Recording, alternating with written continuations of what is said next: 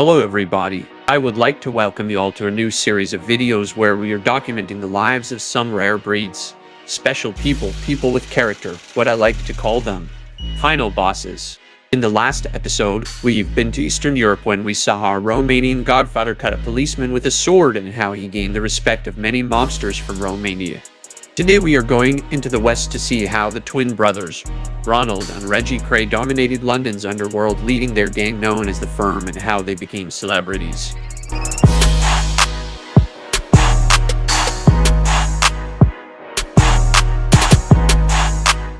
So Ronald and Reggie Kray were born on 24 October 1933 in Haggerston, East London, and more like a single mother household. Their father was a heavy drinker, and he was more often seen at the pubs than at home with his family. The twins were fighters since they were born. Violet Kray, their mother, was regarded as a minor celebrity in the area where they lived for giving birth to and raise a healthy pair of twins at the time when the infant and childhood mortality rate was high amongst the British working class. An interesting fact that ties this video to our past episodes is that Kray's mom was Romanian, and I didn't even know that. Cool, right? So the kids grew up with their mother and also their mother's family. The influence of their maternal grandfather, Jimmy Lee, caused the brothers to take up amateur boxing, then a popular pastime for the working class boys in the East End. Sibling rivalry spurred them on, and both achieved some success. Ronnie was considered to be the more aggressive of the twins, constantly getting into street fights as a teenager. It's not clear what brought the Kray twins into the criminal underworld. They grew up in a good family, raised by a good mother. Probably the thought of being better than others in the fighting skills made them realize that this talent can be turned into a lot of money and influence.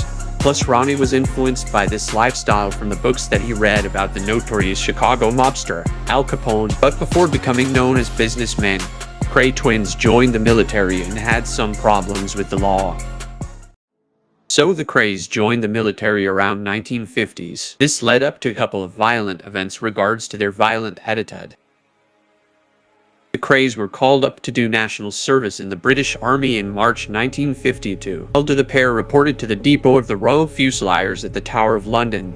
They attempted to leave only after a few minutes. When Corporal in charge tried to stop them, he was seriously injured by Ronnie. Ronnie landed a good shot on the corporal's jaw. The twins walked back to their East End home. They were arrested the next morning by the police and turned over to the army. But that wasn't the only misbehavior that the twins did. In September, while absent without leave, again, the twins assaulted a police constable who tried to arrest them. They were both to be dishonorably discharged from the army and sent to prison. Even in prison, the Krays' behavior became worse. They dominated the exercise areas outside their one-man cells, threw tantrums, emptied a latrine bucket over a sergeant, and a lot of riot-type stuff. Prison psychiatrists who examined Ronnie found him to be educationally subnormal, psychopathic, and insane. Despite a less than stellar military career, the Krays adopted an extremely militaristic style as Ronnie took to call himself the Colonel. This militant behavior made them great leaders in their crew. Soon they started businesses that we gonna talk about in a minute. With them failing the military, all they got left was their boxing careers. But unfortunately, the Krays' dishonorable charges from the Royal Fusiliers ended their boxing careers. Left with nothing, the brothers turned to crime full-time. They started to build their criminal empire. They bought a rundown snooker club in Mile, and where they started several protection rackets. By the end of 1950s, the Krays were working for J. Murray from Liverpool and were involved in hijacking, armed robbery, and arson, through which they acquitted our clubs and properties. The brothers started to make money, and they made a name in the streets. But with a big name comes a big responsibility: prison. In 1960, Ronnie was in prison for 18 months for running a protection racket. While Ronnie was in prison, Peter Rockman, head of a landlord operation, sold Reggie a nightclub called Esmeralda's Barn to ward of threats of further extortion. Ownership of the Esmeralda's Barn increased the Krays' influence in the West End by making them celebrities as well as criminals. The brothers, Ronnie and Reggie, notoriously laundered money through businesses, which led to several others being investigated during the mid-1960s for their cooperation with the crimes. The Kray twins were assisted by a banker named Alan Cooper who wanted protection against the Krays' rivals, the Richardson gang based in South London. In the 1960s, The Kray twins were widely seen as prosperous and charming celebrity nightclub owners and were part of the swinging London scene. Part of the Kray's celebrity status in the 1960s was due to their widespread perception that the twins were men who had risen out power due to their own efforts. The Krays were seen as an example, albeit a perverse one, of the meritocracy that was to replace the traditional class system. Fame brought the twins powerful connections. The Kray brothers formed an alliance with the Commission of New York, that was the governing board of the American Mafia, being in contact with Meyer Lansky and Angelo Bruno, who were looking to invest in London's gambling clubs and nightclubs. The Mafia favored nightclubs and casinos for money laundering and greatly preferred nightclubs and casinos abroad as a way to avoid hostile audits by the American authorities. The belief that the Krays were able to blackmail elite figures by the standards of American organized crime and were felt to be the best ones to negotiate with the mercurial and irascible Krays. The conduit between Lansky and the Krays was a faded Hollywood star living in London, the actor George Raft, whom the Krays idolized for his performance as the ice-cold mafia hitman Dino Ronaldo in the 1930 film Scarface. In 1965, with Raft's Hollywood career essentially over, he moved to London with the hope that he might find roles in European films. Lansky had opened the Colony Sports Club in London and installed Raft as the nominal owner to avoid the attention of the British authorities. The Krays were hired to provide protection at the Colony Sports Club. In 1964, Ronnie flew to New York to meet Lansky and Bruno, but meeting was aborted when U.S. Customs Immigration refused him admission under the grounds that he had a criminal record. Alright, we saw who the Kray twins were as gangsters and businessmen, but now let's get more into their personal lives. Here are some things and stories that will shock you and surprise you about the Kray brothers. A strange fact about the twins is that none of them came out as gay, as everybody knows. But the thing is, Ron was bisexual, not homosexual. Ron even had a girlfriend who he also planned to marry. Her name was Monica, and they were dating for nearly 3 years. They were really in love, and Ron considered her the most beautiful woman he ever saw. Ronnie was arrested before he had the chance to marry Monica, unfortunately. She left him and married one of his ex-boyfriends.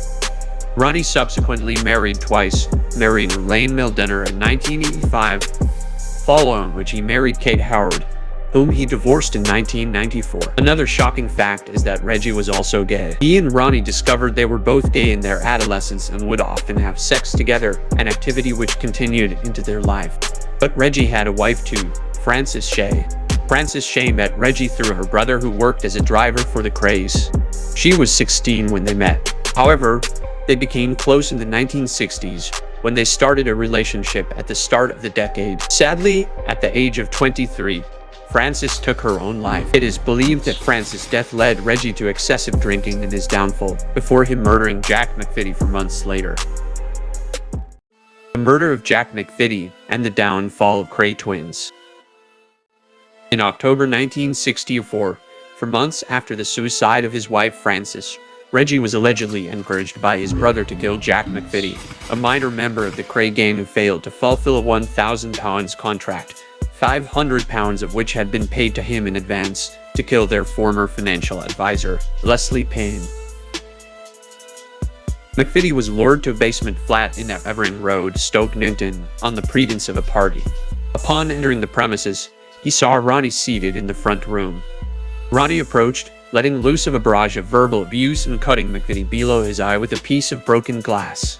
It is believed that an argument then broke out between the twins and McVitie. As the argument got more heated, Reggie pointed a handgun at McVitie's head and pulled the trigger twice, but the gun failed to discharge. McVitie was then held in a bear hug by the twins' cousin, Ronnie Hart, and Reggie was handed a carving knife. He then stabbed McVitie in the face and stomach, driving the blade into his neck while twisting the knife, not stopping even as McVitie lay on the floor dying. Reggie had committed a very public murder against someone many members of the firm felt did not deserve to die. In an interview in 2000, Freddie Foreman revealed that McVitie threatened to harm the twins and their family. Tony and Chris Lambrunia and Ronnie Bender helped clear up the evidence of this crime and attempted to assist in the disposal of the body. With McVitie's corpse being too big to fit in the boot of the car, it was wrapped in an eiderdown and put in the back seat. Tony Lambrunia drove the car with the body, and Chris Lambrunia and Bender followed behind. They found Tony outside of St. Mary's Church, where he had run out of fuel, with McVitie's body still inside the car. The body was left in the car and the three gangsters returned home. Bender then went on the phone with Charlie Kray, informing them that it had been dealt with. When the Krays heard where they had left McVitie's corpse, the twins were livid and desperately phoned Foreman, who was then running a pub in Southwark, to see if he could dispose of the body. With dawn breaking, Foreman found the car, broke into it, and drove the body to Newhaven, where, with the help of trawlermen, the body was bound with chicken wire and dumped in the English Channel. The event started turning many people against the Krays, and some were prepared to testify to Scotland Yard as to what had happened, fearing that what happened to McVitie could easily happen to them. Detective Leonard Red of Scotland Yard was promoted to the murder squad, and his first assignment was to bring down the Kray twins. Red had been investigating their activities, but publicity and official denials of Ron's relationship with Boothby made the evidence that he collected useless. Red went after the twins again in 1967, but frequently came up against the East End wall of silence, which discouraged anyone from providing information to the police. By the end of 1967, Red had built up enough evidence against the Krays. Early in 1968, the Krays employed Alan Bruce Cooper, who sent Paul Ulvey to Glasgow to buy explosives for a car bomb. After police detained him in Scotland, he confessed to being involved in 3 murder attempts.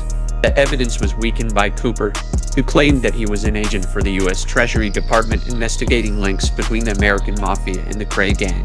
The attempted murders were his attempt to put the blame on the Krays. Eventually, Scotland Yard decided to arrest the Krays on the evidence already collected, in the hope that other witnesses would be forthcoming once the Krays were in custody. On 8 May 1968, the Krays and 15 other members of the firm were arrested. Exceptional measures were used to stop collusion between the accused.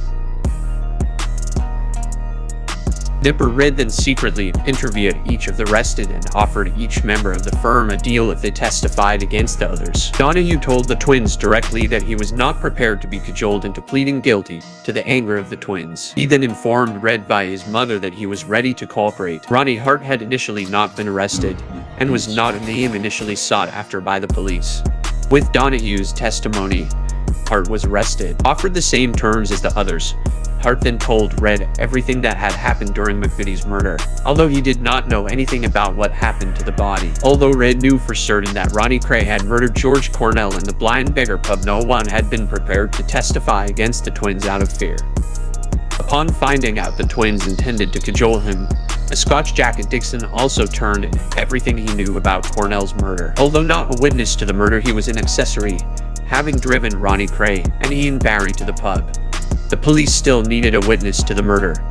The trial, which lasted from January to March 1969, was a media sensation. Such was the demand to attend the trial in the public gallery section of the courthouse that a black market emerged for seats, with the price being £5 per day for a seat in the public gallery. It was the longest murder hearing in the history of British criminal justice. In March 1969, both were sentenced to life imprisonment, with a non-parole period of 30 years for the murders of Cornell and McVitie. Their brother Charlie was imprisoned for 10 years for his part in the murders. So after one tragedy comes another. Unfortunately, in August 1982, on 11th, their mother died from cancer. They were allowed, under a large police guard, to attend the funeral. In prison, Ronnie Kray was a category A prisoner, denied almost all liberties and not allowed to mix with other prisoners. He was eventually certified insane, his parent had schizophrenia being tempered with constant medication. Reggie Kray was locked up in Maidstone Prison for 8 years, Category B. In 1997, he was transferred to the Category C Wayland Prison in Norfolk. Ronnie died on 17 March 1995 at the age of 61 at Wexham Park Hospital in Slough, Berkshire.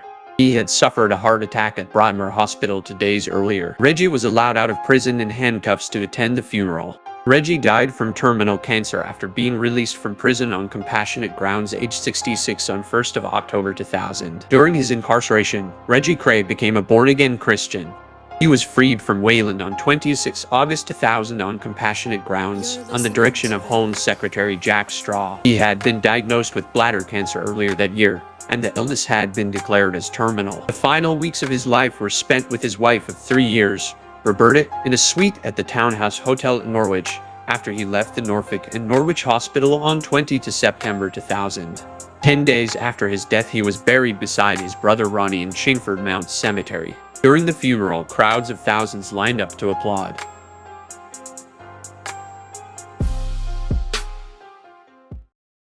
So this was the video about the Kray twins of London. I hope y'all enjoyed this episode, and don't forget to give a thumbs up to this video and subscribe to my channel. Also, don't forget to click the notification bell. See you in the next video.